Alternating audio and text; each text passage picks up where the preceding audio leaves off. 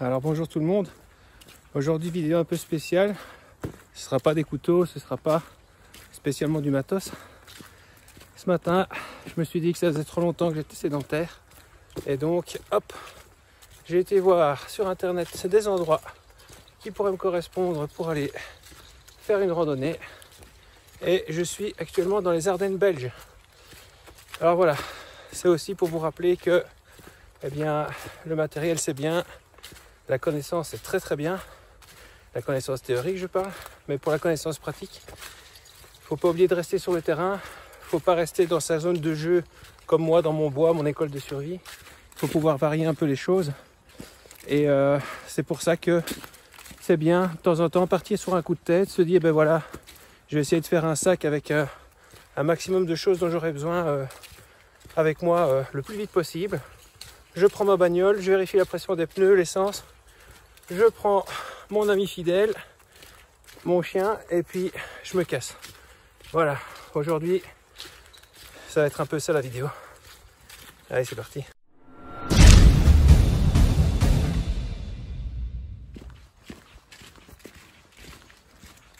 Alors l'avantage ici, dans cette petite forêt où je suis, qui est assez sympa, c'est que, voilà, moi en général quand je pars seul, juste accompagné de ma chienne, j'essaye toujours de me projeter en situation de survie. Voilà, ici maintenant, ici j'étais dans un endroit où j'étais vraiment loin des habitations et que je devais absolument passer la nuit ici. Qu'est-ce que je ferais? Alors vous pouvez voir que ici, voilà, tout est humide, tout est détrempé, les arbres sont tous trempés. Donc tout à l'heure, je suis passé devant un sapin qui était couché depuis un bout de temps et donc j'ai récupéré du bois gras pour pouvoir allumer un feu.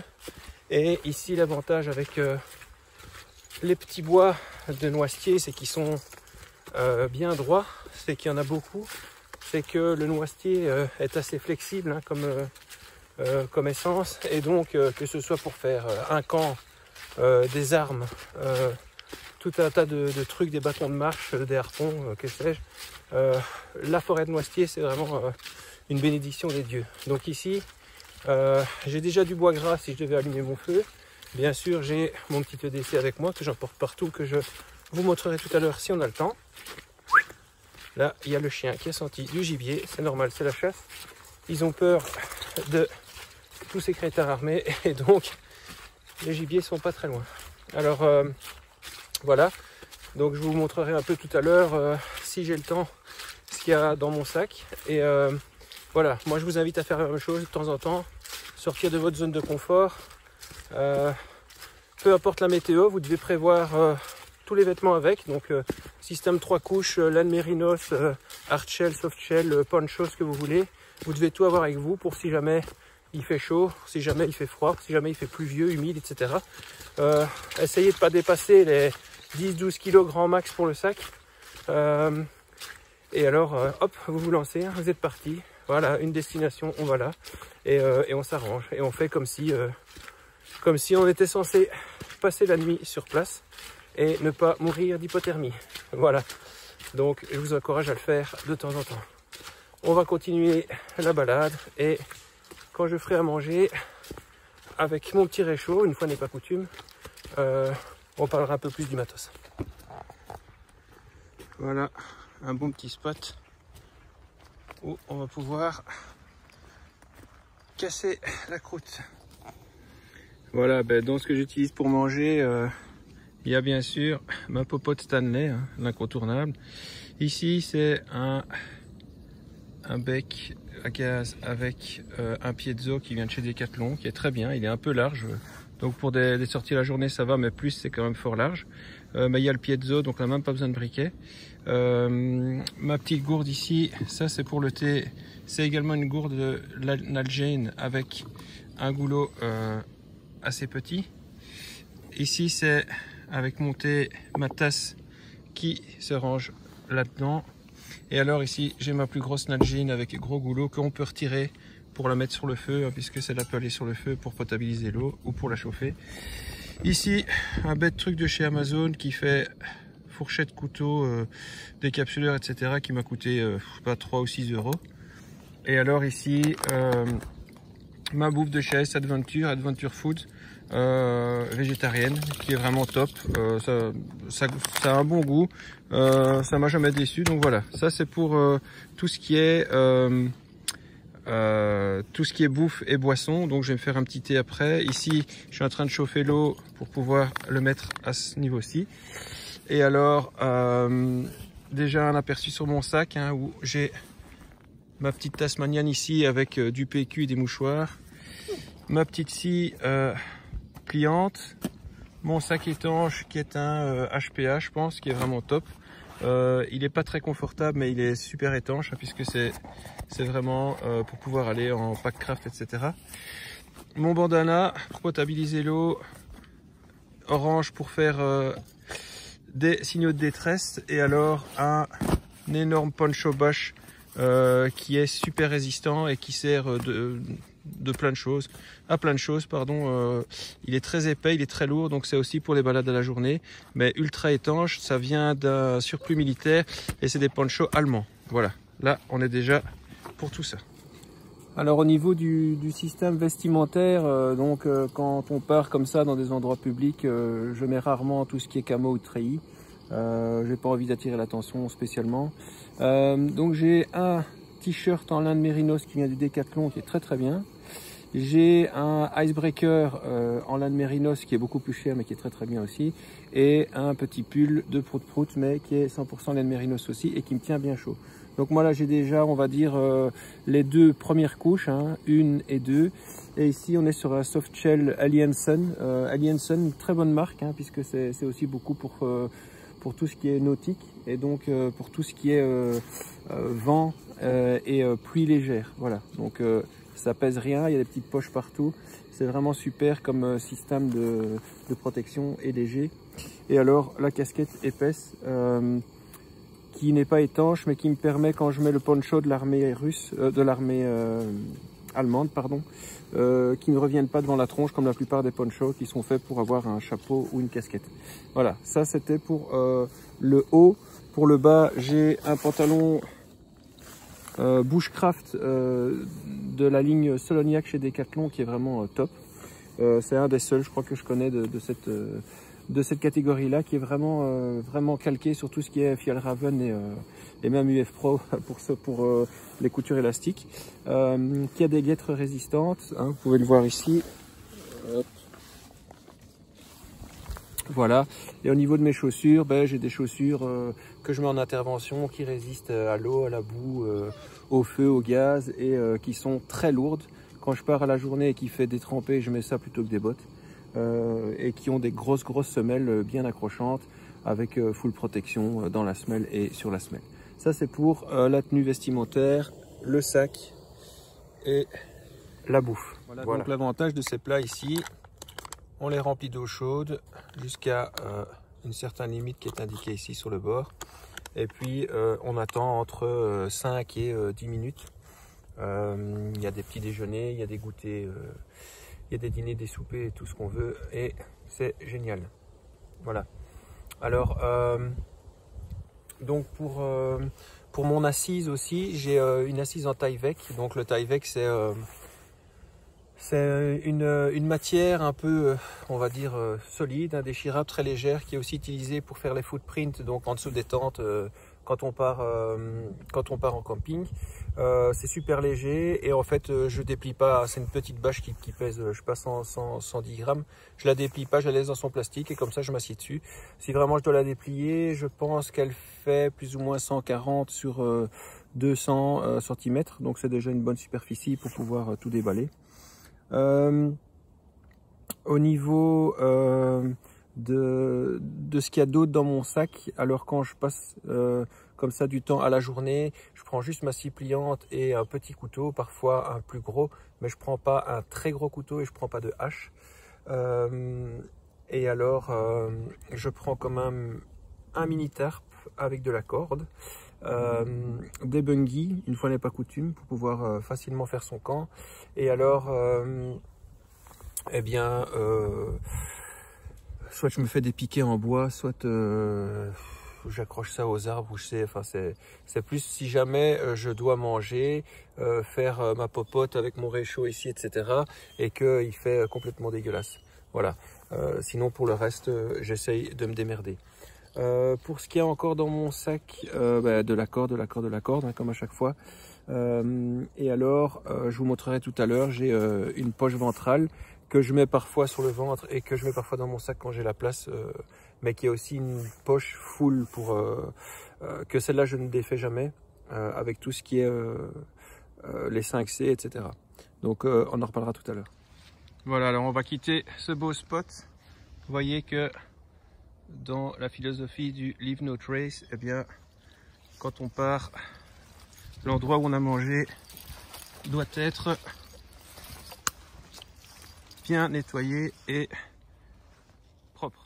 Voilà, donc on va terminer ici le matos qu'il y avait dans mon sac à l'intérieur, chez moi. Je suis revenu, il a fait dégueulasse le reste de la rando, donc j'aurais pas su m'arrêter en chemin. Alors donc, vous avez vu qu'il y avait la petite gourde Nalgene qui est bien sympa et que j'accroche d'habitude devant mon sac. C'est celle-là que j'utilise pour boire quand j'ai soif pendant toute la balade. Ensuite, il y a mon fameux gel Acaripuco de Terrava, le 140, dans un étui en cuir BPS. Il y a mon bandana ici, orange, presque orange fluo, que j'ai ici utilisé pour mettre ça sur le chien, pour pas que les chasseurs lui tirent dessus. C'est toujours important. Un petit ziploc pour mettre mon GSM dedans et je le mets ici dans ma poche pour que même s'il pleut, le GSM soit toujours bien au chaud. Alors au niveau de mon sac, donc c'est un, je sais pas si on le voit ici, c'est un HPA, voilà. Et alors ici on a une petite trousse tasmanienne qui me sert à tout ce qui est bobologie, donc pince à tic et voilà, papier toilette, etc. Des mouchoirs, bref, tout ce qui est bobologie. Ici, c'est une pochette vide dans laquelle je mets du bois gras que je trouve ou peu importe autre chose, des déchets, etc. Ensuite, le sac, on voit que le sac, il a des passants molles un peu partout. C'est pour ça que je l'apprécie. Ici, ma petite scie pliante, c'est la Bako. C'est pas la Laplander, c'est la série Pro de chez Bako, que je mets dans un porte-tourniquet qui est compatible molle, que vous aviez déjà vu dans mes autres vidéos. Alors, le sac ici, au niveau de l'assise du dos, il n'est pas super confortable, c'est pas ça qu'on lui demande. Par contre, il est étanche à 200%. Comme tous les sacs étanches, c'est vraiment un fourre-tout, il n'y a pas de compartiment. Donc ici, le but c'est de rouler et puis c'est de fermer. En général, je ne le ferme même pas comme ça, je le roule complètement. Et il y a la sangle de sécurité qui vient se placer ici. Donc ça, pour un petit parcours à la journée, c'est tout ce qu'il faut. Alors dans le sac, en plus de ce que je vous ai déjà montré, j'ai ce dont je vous ai parlé à midi. C'est donc un print foot de la marque Tatanka en taille VEC, et donc il fait bien 1,50 par 2,20 m. Le taille VEC, c'est cette matière-là, donc qui est assez résistante et que j'utilise pour m'asseoir dessus et quand j'ai ma tente, pour mettre ça sous ma tente. Voilà. Ensuite, on a vu tout à l'heure, il y avait la bonbonne de gaz, il y avait le petit piezo ici avec l'allumeur, il y avait la tasse qui est normalement rangée avec la popote Stanley. On a la Nalgene en métal, mes déchets que j'ai ramassés sur le lieu du bivouac. Ensuite, on a donc mon poncho de l'armée allemande qui est vraiment super solide, super lourd, super efficace. Ensuite, vous avez déjà vu dans une de mes autres vidéos, ici c'est un petit volet en aluminium pour mettre autour du gaz si jamais il y a trop de vent. Aujourd'hui il n'y avait pas de vent donc j'ai pas dû m'en servir, mais ça fait rien du tout. Voilà. Ensuite on a les petits couverts dont je vous avais parlé. Ici j'ai ramassé du bois gras. Vous pouvez regarder ici quand on voit tout près que c'est bien du bois gras puisqu'il est rouge aux extrémités et qu'il sent très bon la résine. Donc il est vraiment gorgé. Celui-là, c'est du bois gras que je retravaillerai pour mes prochains bivouacs. Ensuite, on a de la corde, une quinzaine de mètres de corde de la Dyneema. Donc ça, c'est le top du top des cordes. Hein. Pour faire la fêtière, si j'en ai besoin, si je fais à l'abri. Ensuite, ici, la marque Terra Hiker, c'est un petit tarp, tout petit tarp, qui doit faire 2 mètres sur 1,50 m ou 2,50 m sur 1,50 m. C'est vraiment pour me protéger quand je mange, mais je saurais dormir avec éventuellement si j'en avais besoin. Ensuite, les bungees, c'est-à-dire les élastiques pour accrocher les 4 coins. Alors d'habitude, je suis pas fan, je préfère faire ça avec la paracorde. Quand j'ai besoin de vraiment avoir un abri très rapide où je tends juste une fêtière et que je mets vite les 4 coins, j'aime bien quand même avoir maintenant des bungees avec. De la paracorde rose pour pouvoir faire tout un tas de choses sur place aussi et avoir de la corde qui est visible. Ensuite, eh bien, un petit tissu de chez Decathlon pour se frotter quand on transpire, pour se laver les mains avant de manger, pour s'essuyer si jamais on prend un petit bain. Et alors, je termine par, hop, ici, ma poche ventrale qui est de la marque Helicontex, section Bushcraft. Et alors, dans cette poche qu'on verra en détail dans un autre tuto, il y a vraiment là tout.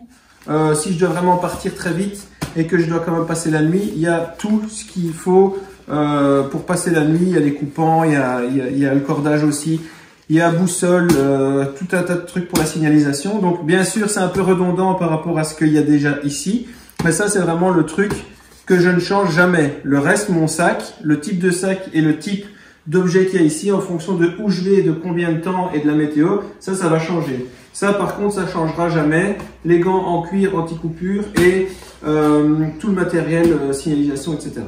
Voilà. Donc ici, un sac HPA, un petit push médical Bobology Tasmanian Tiger et Helicontex section Bushcraft pour ça. Le surplus ici, surplus militaire, donc c'est le grand poncho hyper solide, hyper lourd de l'armée allemande. Et voilà, on va terminer quand même sur mon petit Jacari Poco. Vous voyez bien que la lame est impeccable et pourtant ça fait quand même un bout de temps que je me le trimballe. Donc ici, exceptionnellement, j'avais pas de ceinture, donc j'aime bien l'accrocher comme ça à mon pantalon parce que j'ai vraiment une accroche qui est pratique et je peux un peu le mettre dans tous les sens quand j'en ai besoin. Voilà. C'est ici que s'achève cette vidéo. J'espère qu'elle vous a plu. Si vous avez vu aussi des petits trucs genre mettre le GSM dans un ziploc pour qu'il reste au sec ou ce genre de choses, n'hésitez pas. Vous avez peut-être vu que j'avais aussi mon couteau, un neck knife ici que j'utilise aussi en randonnée pour des petites choses, couper du saucisson ou tailler des petits bois. Ça c'est de la marque Boker, c'est vraiment un chouette petit couteau très sympa. Alors c'est pas assez exceptionnel, mais c'est génial. Et c'est ici qu'on va se quitter puisque mes enfants reviennent de l'école. Allez, à plus tard.